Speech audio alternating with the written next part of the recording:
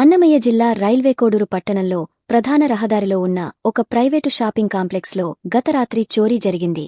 Complex మిద్దెపై ఉన్న ఒక private auditor room తలుపులు పగులగొట్టి బీరువాలో ఉన్న 1,60,000 నగదును దుండగులు ఎత్తుకెళ్లారు. బాధితుడు వెంకట సుబ్బయ్య కోడూరు పోలీసులకు ఫిర్యాదు చేయడంతో కేసు నమోదు చేసుకుని దర్యాప్తు చేస్తున్నారు.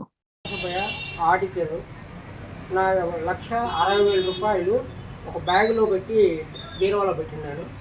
ఎవరో గుర్తు తెలియని వ్యక్తులు కావాల్సి పగలు కొట్టుకొని నా బీరువా ఓపెన్ చేసి డబ్బులు తీసుకుపోయారు. ఆఫీస్లో మొత్తం పేపర్లు చిందరవందరగా పడేసి డబ్బులు మాత్రమే తీసుకెళ్ళినట్టు ఇప్పటి వరకు నేను గుర్తించాను. 9:30 గంటలకు ఆఫీస్ క్లోజ్ చేసుకొని నా దగ్గర కొద్దిగా డబ్బు ఉంది. ఆ అమౌంట్ బీరువాలో పెట్టి బేగం చేసుకొని తాళాలు బీగాలు వేసుకొని బయటికి వెళ్ళిపోయాను. ఎవరో గుర్తు తెలియని వ్యక్తులు రాత్రి నా డబ్బులు ఇంకా ఏం వెతకుతున్నారో ఇంకా మేము వెతుకుతూ ఉన్నాము. పోలీస్ కంప్లైంట్ ఇచ్చినాము.